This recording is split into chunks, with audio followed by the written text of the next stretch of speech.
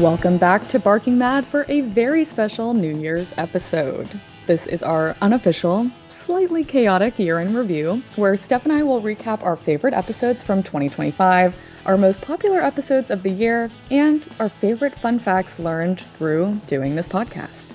We've got bloopers, sidebars, questionable analogies, and stick around for teasers of what's coming in 2026. And we have some big plans that we're excited to share with you. So please stick around and hear all of our schemes. Grab your hot chocolate, your eggnog, your holiday or cold weather beverage of choice. Get cozy and join us for a recap that's a little unhinged, but in the best possible way. Welcome to Barking Mad, a podcast by BSM Partners. We're your hosts, Dr. Stephanie Clark. And I'm Jordan Tyler. Happy New Year! It's 2025. It's soon to be 2026. Probably you're listening to this and it's already 2026. But we wanted to do a little bit of a recap of what we've been doing over here at Barking Mad and BSM Partners. And then we have some very, very exciting announcements / teasers / stay tuned announcements that we'll be making at the end of this episode to share a little bit more about what we've have planned for 2026, some new things that we're going to roll out, and some of the content we're going to cover. So, yeah, that's kind of today's mini episode. I don't know, Steph, anything you wanted to add? We should definitely have our favorite bloopers at the end. Ooh, yeah, that's a good one. That's a good one. I feel like there were so many unused bloopers. Like, I just kept like a folder of bloopers. Love it. And there are so many unused in there. We could probably fill an entire episode just with us being silly. So yes, let's do that for sure. I feel like our top 3 bloopers of 2025 are... and we could intersect each one with me meowing all the way through. I was going to say, like, one category of bloopers has to be you meowing on the mic. And it's just like... You do it so often that it's become like a trademark of yours. Okay, I wanted to quickly go through some of our top performing episodes. So episodes that y'all liked, that our listeners really enjoyed. And I think it crosses over with maybe some of our favorite episodes to produce. So we love that as a trend, as a thing. But Stephanie, if I can totally just put you on the spot for a second, if you could guess what our top performing episode was from last year, which one do you think it would be and why? In my heart, in my soul, I hope it is the cat litter one. Everything from how not serious life was during that recording to how many cat puns we put in there to me forcing my husband to listen to it. And I'm like, did you hear that? Did you catch that pun? Like he didn't have ears and he wasn't listening. But I dare I say that was genius. Wow. Very nice. Very nice. But it was fun. Yeah, we don't even need sound effects on this podcast because we have Dr. Stephanie Clark, the human sound effect machine. Pretended she was a cat growing up and now it's just coming back to fruition. She's like, but seriously, I think about Litter Island, mad genius. Yeah. I can't remember whose.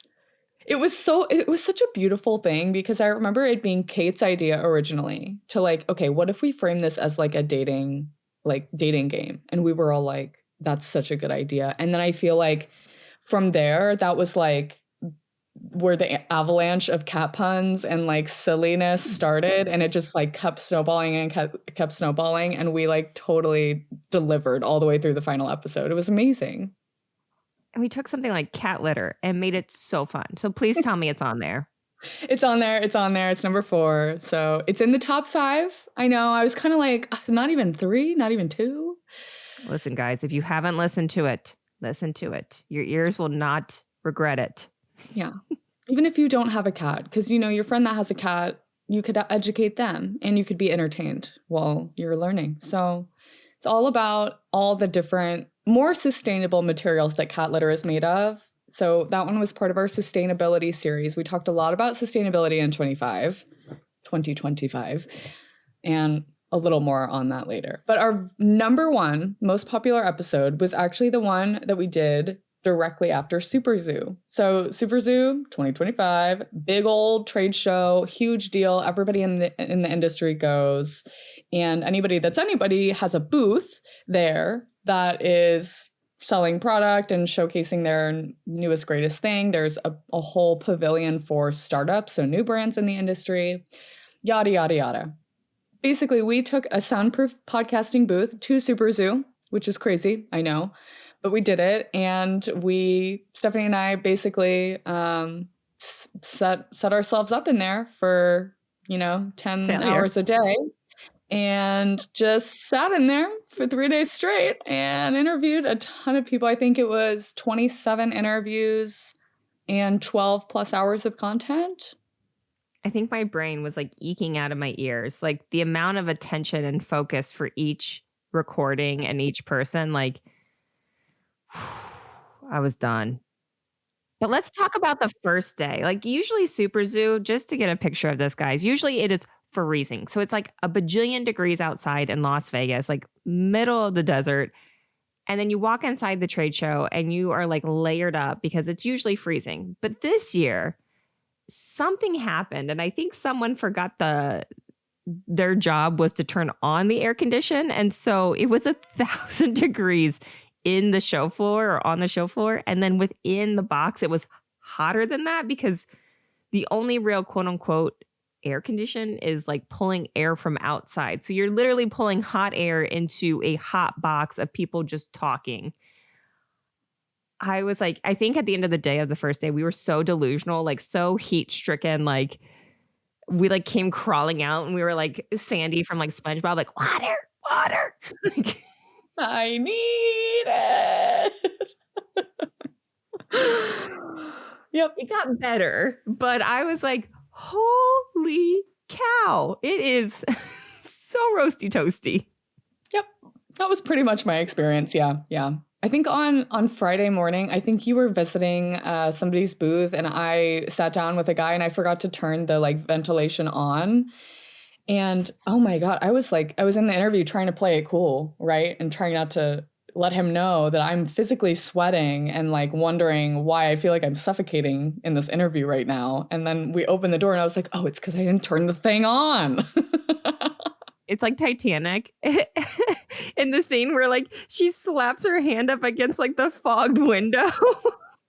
You guys are like, let us out. And like you just see this handprint. Yeah, I think the funniest thing with all of that was we were interviewing the Dr. Pol team, and this episode has yet to come out, so stay tuned for that. But we were interviewing Charles Pol, Dr. Pol's son, and Michael, the guy that used to work on the Incredible Dr. Pol, the TV show on National Geographic. Anyway, we're sitting there, and it's during the BSM Partners happy hour that we're doing in our booth. So there's literally like 100 people just like surrounding us in this booth, and we're sweaty. We've been in this booth all day long. And there are so many people just standing around watching. The booth is see-through, by the way. So like everybody can see exactly what's going on from any angle on the inside. And we're just sitting there like on display, like in our natural habitats, and everybody was like, like poking the glass.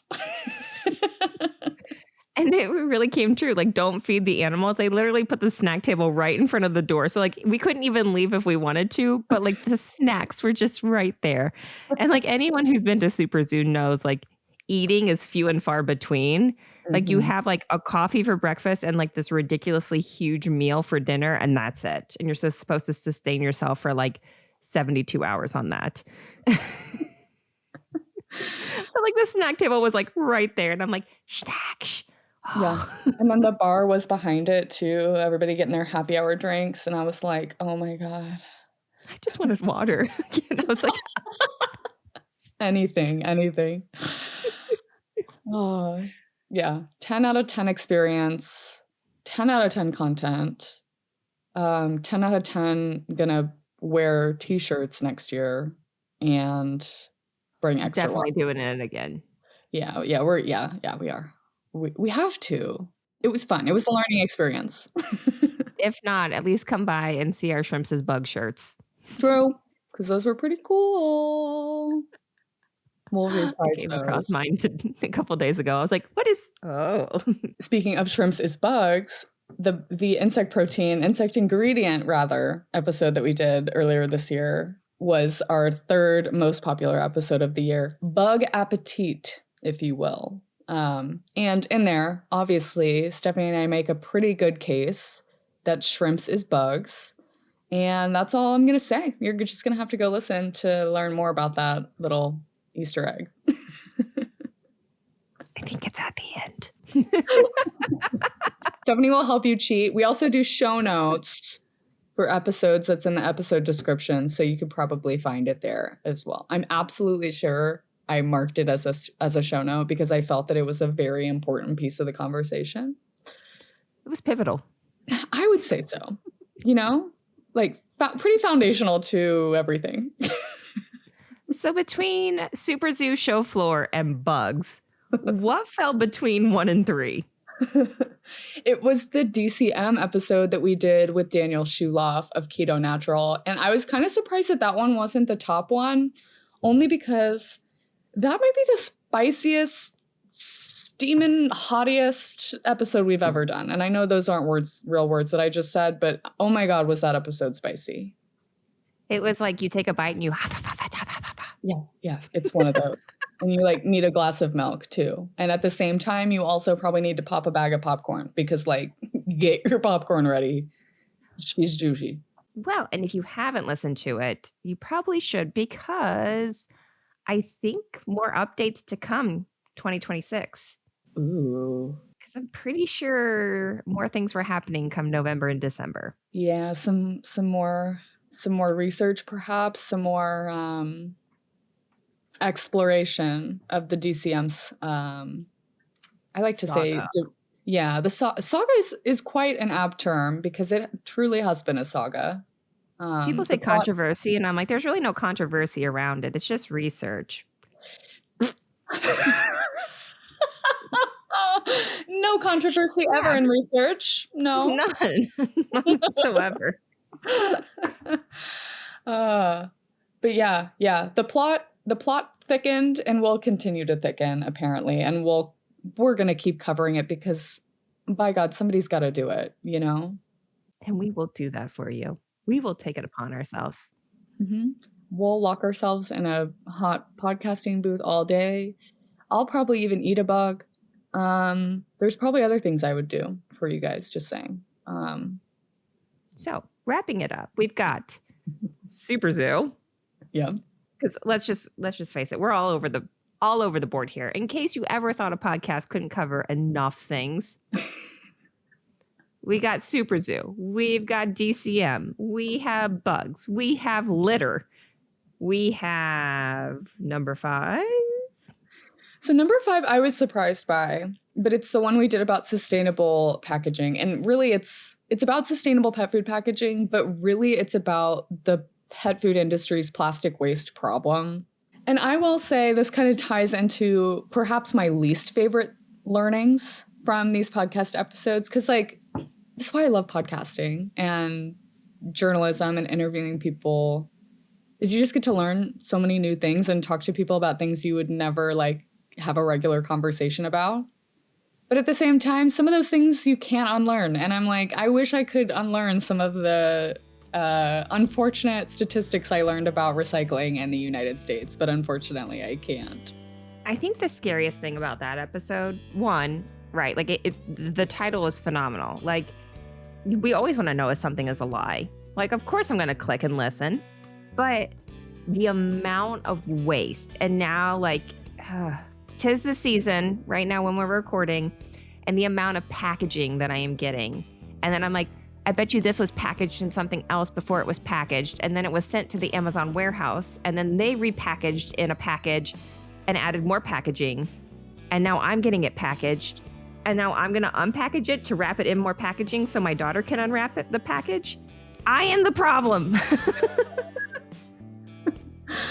It does. That's kind of the vibe that I was getting too when we were researching all this. I was like, oh my gosh, even when I try to be mindful, I think the most frustrating thing for me was like, okay, so let's say I do take my used pet food bags all the way back to the retailer at the end of, the month when the food bag is empty.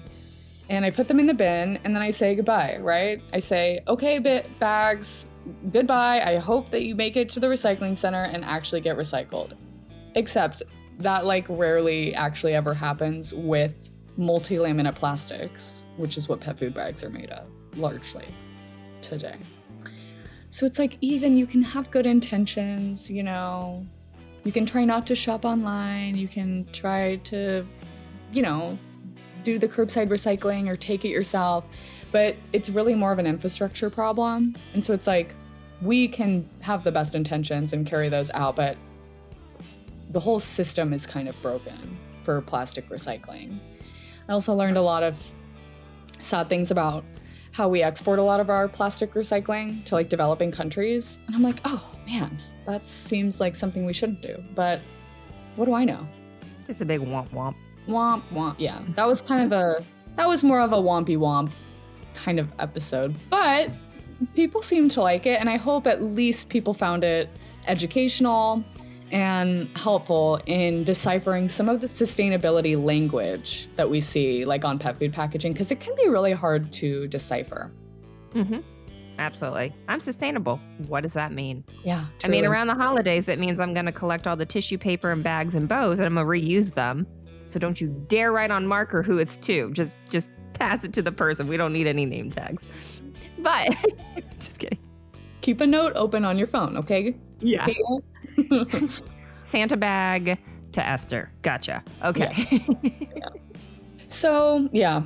Those are our top 5. Again, the learning about our recycling system, that was probably my least favorite learning this year in just doing research for the podcast. I think maybe my favorite learning, not because I love this, but because I love the fact that I now know this, is that cats can get acne on their chin. You taught me that. Your cat too can get acne. And it's called comedones. See, I even remembered the word. There you go. You can too become a vet tech. What if you opened up your own store and you just started steaming cat chins to open up the pores? Feline facials. Go. I might do that. So actually, change of plans, 2026, scrap everything we said. Stephanie and I are going to open up a cat facial spa, Feline Facials by Jordan and Steph. And Steph can... Where you can have perfect skin too. She can have perfect skin too. And then maybe on the side, we can do anal gland expressions by Dr. Clark. Because I know you just love doing that. We should name the Feline Facials She Fancy. Ooh. How many cats are named Fancy? I at least know 3. Okay, I feel wait. I don't think I know any. What? I feel like Fancy is the equivalent of a Sadie in dog terms. I feel like you're correct. I want to agree with you, but when I think about it, I don't think I know any cats with the name Fancy. I know 3 fancy cats. Are they fancy? Well, they claim to be. Well, we'll test that down here at Ooh, She Fancy Feline Facials. Anyway, what fun things or things that you wish you could unlearn from episodes this year based on what you've had to research? I think the first one, I'm going to have to agree. The recyclable one, listening to, and I'm going to butcher this and we're going to have to add it in, but hearing someone talk about the most beautiful city in the world and now trash and clothes are just washed ashore. In my brain, that is seared. And I have no idea if my imagination is what is truly it looks like, but it can't be worse. I think the second thing, and it had, and this is more of I needed to know, I needed to close the loop on this. We talked about the waste that insects, what is it? Frass. And I had to leave before the end of the episode, and you guys revealed what it stands for. And I never closed the loop on that. And it has bothered me. still. I'm sorry. I'm laughing because her answer, I remember it vividly, and it's not the Yeah. like the scientific answer that you probably want. It's actually just a joke. No, I was thinking it was probably going to be something inappropriate or a joke, and that's why like I've like to this day I'm like I need to like Reddit this, but I don't think enough people on Reddit know this to get the answer I need. Okay. I won't say the guest. I will keep this confidential. We joke that it means, and we might have to bleep this out, but it means frass, Frass, from the ass. It's like, that's it. That's really it. That's it. I had a feeling it was like something related to that, but I was like, I can't find it and it's bothering me. So yes, it's perfect. When you look up Webster definition for frass, you're like, I now know what that means. Essentially, it's just insect waste. But yeah, I liked her definition. It was much more visual, you know? Yeah. Thank you for closing the loop on that. Now Anytime. I'm sorry for leaving you hanging for that long. I didn't realize it was keeping you up at night. I just didn't realize it was. I mean, there's a lot of things keeping me up at night, but that was one of the like fleeting thoughts at like 3 a.m. I'm like, I wonder whatever frass standed for. And honestly, I still don't really know, but I do know that it's basically just bug poop. Yeah. I mean, it's fancier than bug poop. Frass. Needless to say, our listeners are all over the board. So we have no idea what we're going to plan for you content-wise on 2026 because it could cover whatever. It really could. We would love if you guys would let us know as well, because we have more ideas than we could possibly make podcast content in 2026. But we want to do what you guys want to do. You know, we're leaders, but we can also be followers. So let us know. Let us know what you want to hear about. If there's a pressing pet care, pet nutrition, behavior problem, issue, question, curiosity, literally anything at all. If you have any ideas that have anything to do with pets, we will entertain them. Because I don't know if you guys have picked up on this yet, but we will entertain pretty much anything for as long as possible. So, and in case you don't believe in New Year's resolutions, or you feel like you have to set one to leave us an awesome review. At the end of the day, it takes 2 minutes. You can have a New Year's resolution to leave Barking Mad a phenomenal review and be done with it before Jan 2nd. And then you're resolved. Your whole year is resolved, pretty much. You have been a success. Okay, really quick, Stephanie, you have teased the fact that you don't believe in New Year's resolutions, and I would love to hear your elevator rant about this. Unless they're giving us a review. So aside from giving us a review, I don't believe in them. Everybody else's New Year's resolutions count. Stephanie's do not. Don't get it twisted. My thing is, 1, you should be your best self at any given moment, any given day, right? And like, even if you like are not your best self and it's a Monday, guess what? Tomorrow's Tuesday. Let's do it, right? So like the fact that like, I'm going to wait 12 months to better myself, like, come on. Like you either do or you don't. Like, don't wait for 1/1 new year, which we know we're going to miss right for at least 6 months to set a new you. Second, new you. I don't want a new me. Like, I've worked really hard. I don't want to start from ground zero. Third, I have enough crap to do in December.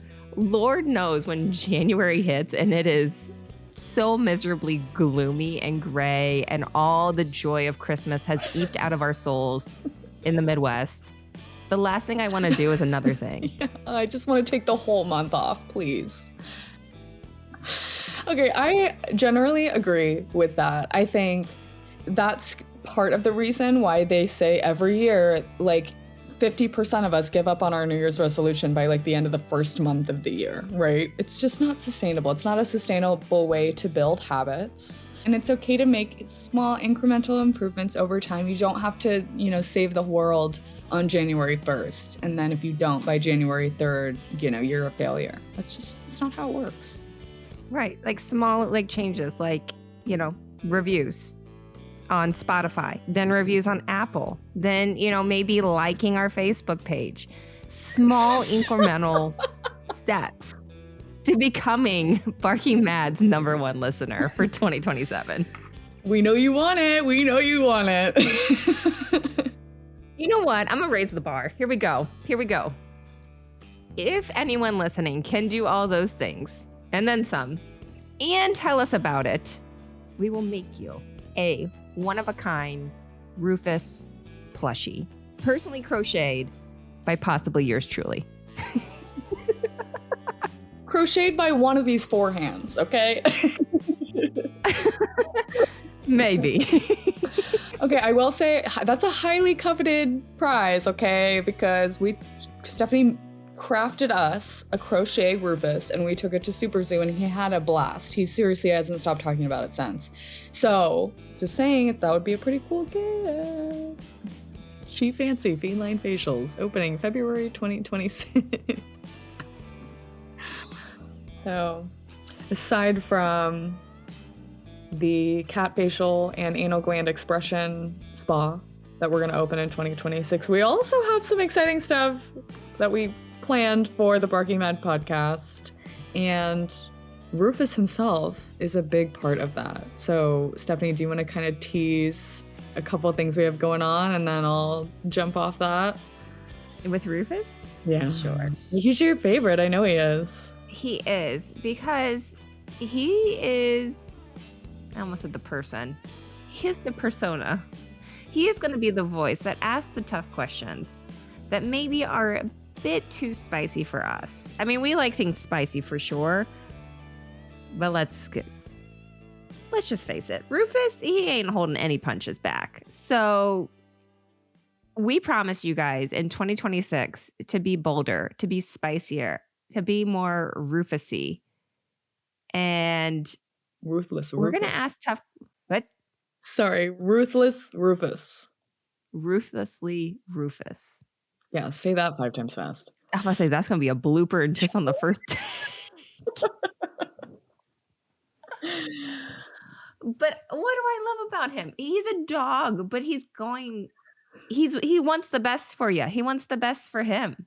And we are going to bring him to you in 2026. He's going to have a face. He has a name. He has a voice. He has a backstory. He does. And while you're on your journey of New Year's resolutions of liking all of our social media, we will be revealing this to you. Yes. And his sassy snark. I'm sure you'll appreciate that too. He is a little snarky, but we love him for it. He's relatable and he's personable. And he may just help teach your children one day. Yeah. He's just like us. Only hairier? Yeah. Can't speak for all of you, but surely he's hairier than most. Yes. But all this talk about bringing Rufus into the podcast, we would be remiss if we did not also talk about in addition to our podcast team. So we recently hired Jacob Parker.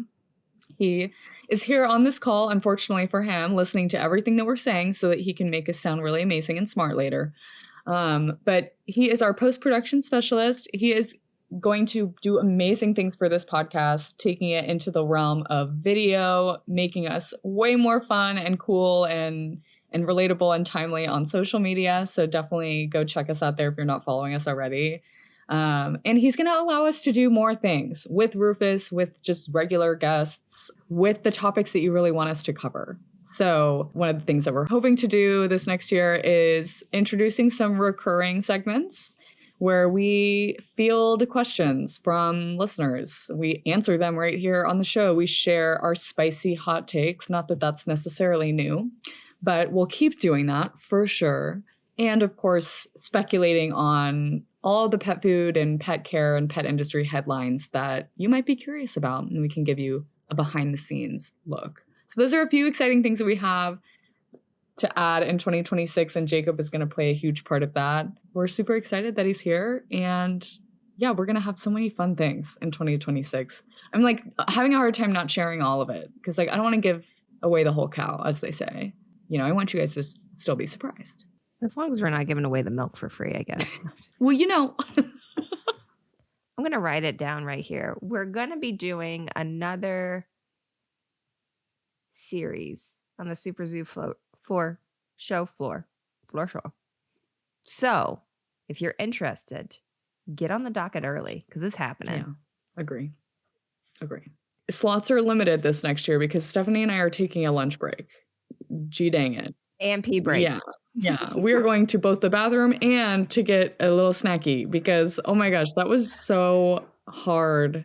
I swear for the entire week, it wasn't until like Thursday of the week after Super Zoo that I was able to like speak normally or like finish a sentence before totally losing my train of thought just because, oh my gosh, the focus and then conversation at Super Zoo, we were locked in. Could you imagine if we presented all of that live? Like how they wanted us to go live? Like, I was like, no. I'm like, sorry, it doesn't work. Oops, I'm not going to try. I don't know why the speaker won't work. Oh, well. Yeah, Jacob, if this happens next Super Zoo, you can't fix the speaker. And it's nothing against you. It's just we don't have the right chords, and nor does Vegas. I will say, here at the end, the Barking Mad podcast is growing. So in 2025, we saw listenership up 43% and downloads were up about 45%. So those are numbers. They're not the craziest numbers, but they're also not the saddest numbers. And we're just thankful for everybody that finds this podcast educational, helpful, entertaining, funny.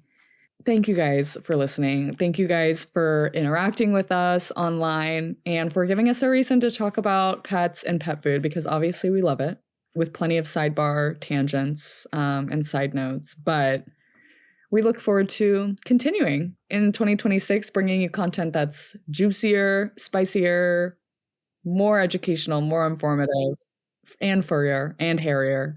And thank you in advance for already setting us as your New Year's resolution. I look forward to reading everyone's reviews. That's a wrap on our very scientific, very structured, totally not chaotic at all recap of Barking Mad in 2025. Y'all are into a wide range of pet topics, and we'll happily continue to follow that curiosity wherever it leads. As we head into 2026, we're bringing you more episodes from the show floors of massive pet industry events, more listener questions answered on air, and more spicy but thoughtful hot takes, and some brand new segments you'll be hearing very soon. We're also leveling up the show behind the scenes with more video, more social content, more ways for you to interact with us and help shape what we cover next. And if you're feeling generous, as you kick off the new year, consider leaving us a review. It helps us more than you know. And who knows, it may even earn you a tiny, super cute Rufus of your very own. Thank you for listening, laughing with us, and sticking around through the side tangents. Here's to a smarter and spicier 2026. Thank you for tuning in to another episode of Barking Mad. If you want to learn more about BSM Partners, please visit us at bsmpartners.net.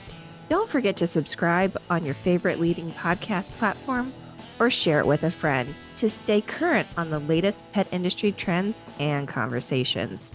We'd also like to thank our dedicated team, Adamiette Thomas, Neely Bowden, Kate Wright, Katie Wolf, and Dr. Katie Miller.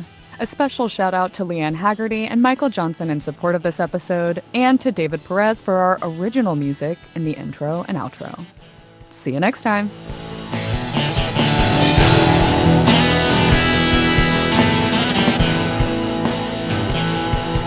Ain't nobody got time, ain't nobody got time, ain't nobody got time for that. Ooh.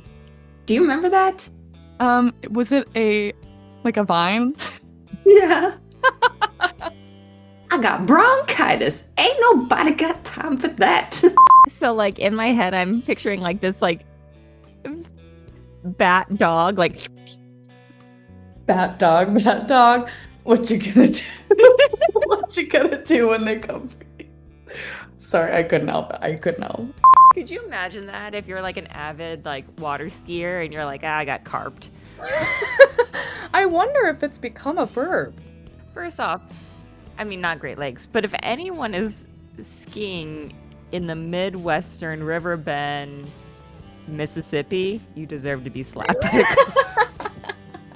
Is copper associated hepatopathy? Why? Hepatopathy. Hepatopathy? Hepatopathy. Liver disease. Of regenerative organic agriculture.